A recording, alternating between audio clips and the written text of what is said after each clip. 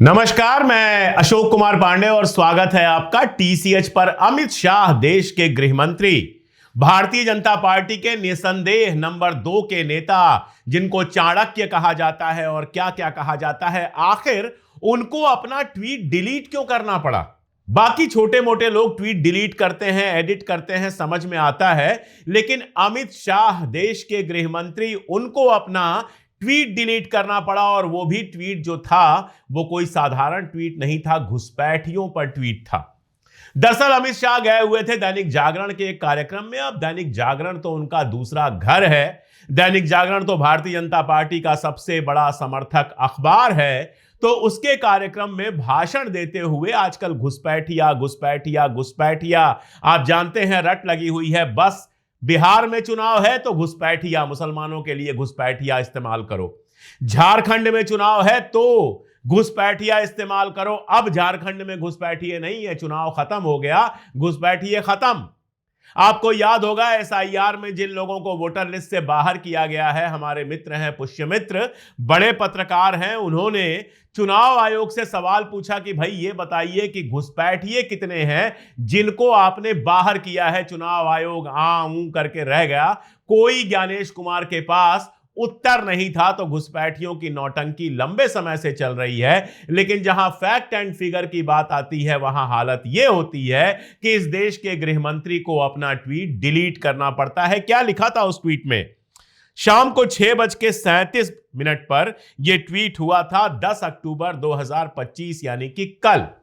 तो कल शाम 6:30 बजे के आसपास हुए इस ट्वीट में उन्होंने बताया कि 1951 में हिंदू जो थे वो 84% थे, मुसलमान 9.8% थे। 71 में बताया, 11 में बताया, उसके बाद का बता नहीं पाए, क्योंकि जब से मोदी सरकार आई है तब से जनगणना शुरू ही नहीं हुई है। जनगणना जिससे हमको मालूम होता है देश में कितनी आबादी है, क्या है, कैसे है, वो जनगणना 11 साल में कराने की हिम्मत कर ही नहीं पा रहे हैं मोदी। इसलिए 2011 तक का तो डेटा दिया गया, 2021 का डेटा नहीं आया, जबकि अब तो 2021 का डेटा होना चाहिए था। खैर, उसके बाद वो लिखते हैं कि भारत में मुस्लिम आबादी 24.6%, 24.6% हो गई, और ये आबादी में जो बढ़ोतरी हुई है वो घुसपैठ की वजह से हुई है। तो लोगों ने पलट के पूछ लिया, इसका मतलब 2014 में आप सत्ता में आए, 11 साल हो गया आपको सत्ता में रहते हुए, और आपके टाइम में ही घुसपैठ सबसे ज्यादा बढ़ी है। उसके पहले घुसपैठ बहुत कम थी। जब से मोदी सरकार आई तब से घुसपैठ ज्यादा बढ़ गई। इस ट्वीट का मतलब तो यही निकला। लोगों ने इस ट्वीट को लेकर हंगामा मचाना शुरू किया। पहली बात तो फैक्चुअली गलत है ये ट्वीट। आप कहीं भी जाकर देखिए कि भारत में मुसलमानों की आबादी का परसेंटेज कितना है, तो वो 13 से 14% के आसपास बताता है। कोई भी डेटा उठाकर देख लीजिए, सरकारी, गैर सरकारी, जो भी डेटा आपको देखना है गूगल पर जाकर आप देख लीजिए, मुसलमानों की आबादी 13 से 14% के बीच बताई जाती है। लेकिन अमित शाह जी बता रहे हैं कि मुसलमानों की आबादी जो है वो 24.6% थी। और अगर मुसलमानों की आबादी 24.6% थी, जो कि झूठ है, तो अमित शाह जी के हिसाब से यह आबादी सबसे ज्यादा बढ़ी है उन्हीं के शासनकाल में। उन्हीं के शासनकाल में घुसपैठ सबसे ज्यादा हुई है। अब जब किरकिरी मची, लोगों ने सवाल पूछे, लोगों ने ट्रोल करना शुरू किया, तब समझ में आया होगा कि अरे, दैनिक जागरण के मंच पर तो कुछ भी बोला जाए कोई बात नहीं है, वहां तो सब ताली ही बजाएंगे। आपको याद ही होगा जब नाले से गैस बनाने की महान टेक्निक हमारे नरेंद्र मोदी जी दे रहे थे, जिस पर उनको साइंस का नोबेल मिलना चाहिए था, पता नहीं कैसे नहीं मिला, तो बड़े बड़े वैज्ञानिक, बड़े बड़े पढ़े लिखे लोग सामने बैठकर ताली बजा रहे थे। मुझे नरेंद्र मोदी पर कोई खास गुस्सा नहीं आया। ठीक है, वो तो प्रधानमंत्री हैं, लेकिन 8 साइड के विद्यार्थी रहे हैं। अगर उनका एफिडेविट मान भी लें तो वो एमए पॉलिटिकल साइंस में किए हैं, साइंस की जानकारी तो उनको नहीं है। लेकिन जो सामने साइंटिस्ट बैठे हुए थे जिनको साइंस की पूरी जानकारी है, वो भी अगर नाले से गैस बनाने की टेक्नोलॉजी की तारीफ कर रहे थे या ताली बजा रहे थे, तो असल में शर्मनाक हरकत तो उनकी थी। वैसे ही कल जब अमित शाह जी बोल रहे होंगे तो जाहिर तौर पर जागरण के कार्यक्रम में जो लोग आए थे वो तालियां बजा रहे होंगे, लेकिन जब वही चीज ट्विटर पर आई, जहां सिर्फ उनके भक्त नहीं है, जहां पर सवाल पूछने वाली जनता भी है, तो इतना प्रेशर पड़ा कि उनको ट्वीट डिलीट करना पड़ा। और उसके बाद एक नया ट्वीट आया 12:57 AM पर, यानी 1 बजे रात में यह ट्वीट किया गया। डेट बदल गई थी, 11 अक्टूबर 2025 हो गई थी। इसमें उन्होंने सारी बातें की और फिर लास्ट में कहा कि 2001 से 11 के बीच हिंदू जनसंख्या में वृद्धि का दर 16.8% था और मुस्लिम आबादी जो थी वो 24.6% की रेट से बढ़ी। यह बात उन्होंने कहना पड़ा क्योंकि प्रेशर इतना ज्यादा पड़ गया था। अब अगर दोनों में तुलना करें, मान लें इस तथ्य को सही मान लें और दोनों में तुलना करें, तो 16.8 और 24.6 में इतना बड़ा कोई अंतर नहीं है जिसको लेकर तमाशा मचाया जाए। जनसंख्या वृद्धि को लेकर बहुत सारी चीजें हो चुकी हैं। जो हिंदू आबादी की बात कर रहे हैं, अगर इसको ही आप कास्ट वाइज या आप ऐसे कहें कि क्लास वाइज डिवाइड कर दें, गरीब लोगों का अलग से ले लें, ग्रामीण जनसंख्या का अलग से ले लें, शहरी जनसंख्या का अलग से ले लें, तथा कथित ऊंची जातियों का अलग से ले लें, दलित आदिवासी जातियों का अलग से ले लें, तो आप ये पाएंगे, और ऐसे ही अगर मुसलमानों के साथ भी करें तो आप पाएंगे कि जिनका इकोनॉमिक क्लास एक जैसा है, जिनकी आर्थिक स्थितियां एक जैसी हैं, चाहे वो हिंदू हो, चाहे वो सिख हो, चाहे वो मुसलमान हो या बौद्ध हो, उनके यहां पॉपुलेशन ग्रोथ की रेट जो है लगभग एक जैसी है। आप पढ़े लिखे नौकरी करने वाले मुस्लिम के घर जाइए, उसके यहां भी 1 या 2 बच्चे होंगे। पढ़े लिखे नौकरी करने वाले शहर में रहने वाले किसी हिंदू के घर जाइए, उसके यहां भी 1 या 2 बच्चे होंगे। लेकिन गरीबों की बस्तियों में आप जाएंगे, जहां सुविधाएं नहीं है, जहां ज्ञान की रोशनी नहीं पहुंची है, जहां गुर्बत है, वहां दोनों जगह आपको जनसंख्या तेजी से बढ़ती हुई दिखेगी, जिसको हिंदू मुसलमान में बांट कर दिखाने की कोशिश की जाती है। National family health survey NFHS की जब रिपोर्ट आई थी, मैंने बहुत डिटेल में उस पर बात की थी कि कैसे मुसलमानों के अंदर भी जनसंख्या वृद्धि दर जो है वो लगातार घट रही है। और अगर इसी के आधार पर देशभक्ति साबित करनी हो तो फिर ईसाई जो हैं वो आपको सबसे देशभक्त दिखेंगे, क्योंकि उनकी जनसंख्या की वृद्धि दर सबसे कम है। अब जरा बात करते हैं घुसपैठिए पर। उसके पहले मैं आपको एक खबर दिखाता हूं। यह खबर है कि कोर्ट ने बाकायदा टिप्पणी की है कि भारत ऐसे लोगों के लिए हेवन बनता जा रहा है, स्वर्ग बनता जा रहा है, जो इलीगल तरीके से भारत के अंदर रह रहे हैं, यानी घुसपैठिए हैं। अब इस खबर को ऐसे पेश किया जाएगा जैसे इसके अंदर मुसलमानों की बात हो रही है, जबकि जब आप इस खबर को पढ़ना शुरू करेंगे तो पता यह चलेगा कि इसमें जो बात हो रही है वो एक इजरायली के लिए हो रही है और एक रूसी के लिए हो रही है। यानी एक इजरायली और एक रूसी नागरिक जो हैं वो भारत में अवैध तरीके से लंबे समय से रह रहे हैं और उनको अब तक निकाला नहीं गया है। लेकिन हमारे यहां घुसपैठिया को मुस्लिम से बिल्कुल कर दिया गया है बराबर, कि घुसपैठिया का मतलब सिर्फ मुसलमान होता है। चलो जरा देखते हैं कि घुसपैठियों के मामले में नरेंद्र मोदी सरकार और उसकी पिछली मनमोहन सिंह सरकार की रिपोर्ट क्या है। द प्रिंट का यह आर्टिकल मैंने आपके सामने लगाया है। यह आर्टिकल आप ढूंढ के पढ़ भी सकते हैं। राज्यसभा के अंदर 14 मार्च को एक लिखित रिप्लाई दी किरण रिजिजू ने, जो होम अफेयर्स के यानी कि गृह मंत्रालय के राज्य मंत्री हैं, और उन्होंने बताया कि 2017 में 51 लोगों को डिपोर्ट किया गया था। 51, सिर्फ 51 लोगों को डिपोर्ट किया गया था, बांग्लादेशियों को। जबकि जरा 2013 में चले तो 2013 जब मनमोहन सिंह की सरकार थी, उस समय 5234 लोगों को डिपोर्ट किया गया था।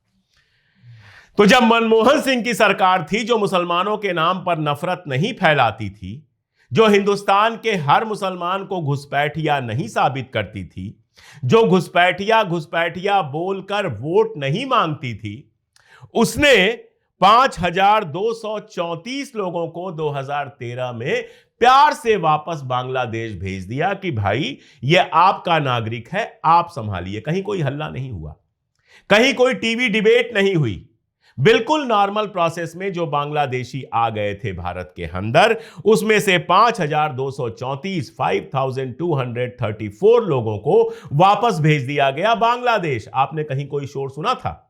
यहां भाई साहब जो इनकी सरकार है, जो दिन रात घुसपैठिए करती है, वो 2017 तक सिर्फ 51 लोगों को भेज पाती है, 51 को भेज पाती है। लेकिन शोर ऐसे मचाती है जैसे पूरे आसाम में, पूरे बंगाल में, पूरे नॉर्थ ईस्ट में जितने मुसलमान हैं सब के सब बांग्लादेशी हैं। यानी थोथा चना बाजे घना, काम ढेला का नहीं और शोर दुनिया भर का। और भी मुहावरे सुनाए जा सकते हैं, लेकिन ज्यादा मुहावरे सुनाऊंगा तो कुछ दिन बाद शायद जेल में नजर आऊंगा, इसलिए कुछ मुहावरे घोंट जाता हूं, आप खुद समझिए। बातें दुनिया भर की हो रही हैं, घुसपैठिया घुसपैठिया घुसपैठिया, लेकिन चुनाव आयोग इस बात का जवाब नहीं दे पा रहा है कि कितने लोगों को लिस्ट से इसलिए निकाला गया क्योंकि वो भारत के नागरिक नहीं थे। भारत सरकार जब जवाब दे रही है, किरण रिजिजू जो गृह राज्य मंत्री थे, वो जब जवाब दे रहे हैं तो वो कह रहे हैं कि सिर्फ 51 लोगों को हम निकाल पाए हैं, जबकि कांग्रेस के टाइम में 5234 लोगों को निकाला गया था। अगर अलग अलग वर्षों का आप देखें तो 2014 के बाद से यह संख्या लगातार गिरी है। 2015 में 474 लोगों को निकाला गया, 2016 में 308 लोगों को निकाला गया और 2017 में, जैसा मैंने आपको बताया, 51 लोगों को निकाला गया। इसका मतलब क्या है? इसका मतलब यह है कि इनके राज्य में सिर्फ हल्ला है। और जरा टोटलिटी में देख लें, 2009 तक यूपीए की जो मनमोहन सिंह की सरकार थी, उसने 10,602 बांग्लादेशियों को डिपोर्ट किया था, वापस बांग्लादेश भेजा था। अगले साल 6,290 लोगों को भेजा, 2011 में 6,761 लोगों को भेजा, और यह भारत सरकार का डेटा है। यानी कांग्रेस के टाइम में जो घुसपैठिए थे, जो बांग्लादेश से भारत के अंदर घुस गए थे, उनको निकाला जा रहा था, लेकिन उनके नाम पर वोट नहीं मांगा जा रहा था। गृह मंत्री कार्यक्रमों में भाषण देते समय मुसलमानों को निशाना नहीं बना रहे थे। उस समय इसको पॉलिटिकल मुद्दा नहीं बनाया गया था, टेक्निकल मुद्दा था कि आप बाहर से आए हैं, आपकी जांच होगी, आप बांग्लादेशी निकलेंगे तो आपको बाहर निकाल दिया जाएगा। इनकी सरकार में निकाला किसी को नहीं जा रहा है। वो अदनान सामी, पाकिस्तान का सिंगर, जिसके पिताजी पाकिस्तान की सेना में थे और भारत के खिलाफ युद्ध लड़े थे, उस अदनान सामी को बुलाकर भारत की नागरिकता दे दी गई। बांग्लादेश की प्रधानमंत्री जब वहां से भागती हैं तो भारत में उनको शरण दे दी जाती है। लेकिन आम मुसलमान जिसके 7 पीढ़ियों के पुरखों की कब्रें यहां पर गड़ी हुई हैं, उनको घुसपैठिया करके लगातार तमाशा मचाया जाता है। जब इलेक्शन आता है यह तमाशा मचना शुरू हो जाता है। आंकड़ों से आपने देख लिया, कार्रवाई ढेले भर की नहीं है, बातें दुनिया भर की है। एक स्टाइल है ट्रिपल डी, 5वां डी, 8वां डी, मोदी जी भी करते हैं और अब अमित शाह जी ने भी शुरू कर दिया है। डिटेक्ट करेंगे, डिलीट करेंगे, डिपोर्ट करेंगे। कितने डिटेक्ट किए किसी को नहीं पता, कितने डिलीट किए चुनाव आयोग को नहीं पता, और कितने डिपोर्ट किए उसका डेटा आपने देख लिया कि आपसे ज्यादा लोगों को डिपोर्ट कर रही थी कांग्रेस की सरकार। तो यहां घुसपैठियों का मुद्दा सिर्फ मुसलमान के खिलाफ नफरत फैलाने के लिए है, क्योंकि चुनाव में किसी तरह से ध्रुवीकरण करना है, चुनाव में किसी तरह से हिंदू मुसलमान करके जीतना है, काम दिखाने के लिए तो कुछ है नहीं। जब तेजस्वी ने कहा कि हर परिवार जो बिहार का है उसको हम, उस परिवार में से एक आदमी को हम नौकरी देंगे, तो भारतीय जनता पार्टी कूद के आ गई पूछने की पैसा कहां से आएगा। और जो पूछा उसी में कहा कि 20 लाख लोग ऐसे हैं, 20 लाख परिवार ऐसे हैं जिसके लोगों के पास सरकारी नौकरी है। 20 साल से आपकी सरकार है और जो 20 लाख हैं उसमें जिनकी नौकरी 20 साल से ज्यादा की होगी, जाहिर है कि वो लालू यादव के जमाने में नौकरी में आए थे। अभी तेजस्वी जब उप मुख्यमंत्री बने हैं तो भी उन्होंने रोजगार बांटे हैं। यानी आपकी सरकार 20 साल में नीतीश कुमार के साथ मिलकर 10-12 लाख से ज्यादा रोजगार ही नहीं दे पाई। इसका जवाब नहीं है आपके पास, इस पर आप चुनाव नहीं लड़ सकते हैं। आप 10-10 हजार रुपए महिलाओं के खातों में डाल रहे हैं वोट के लिए, उसका पैसा कहां से आएगा इसका हिसाब नहीं दे रहे हैं। बिहार पहले ही से कर्जे में डूबा हुआ है, कितना कर्जा लेंगे, कितना बिहार को डुबोएंगे ये 10-10 हजार रुपए की रेवड़ी बांटने के लिए, ये आप बताने को तैयार नहीं है। लेकिन जब तेजस्वी बात कर रहे हैं नौकरी देने की तो आपको बड़ी परेशानी हो रही है, क्योंकि आप तो चाहते नहीं हैं किसी को सरकारी नौकरी मिले। आपको तो लगता है 5 किलो अनाज, रेवड़ी, ये सब मिल जाए और साथ में हिंदू मुसलमान का खेल चलता रहे, जिससे तमाशा मचा रहे ध्रुवीकरण हो और आपको वोट मिल जाए। लेकिन अमित शाह जी, अभी तो आपको ट्वीट डिलीट करना पड़ा है। अभी तो जो जागी हुई जनता है, जिसने सच जान लिया है, उसने आपको एक ट्वीट डिलीट करने पे मजबूर किया है।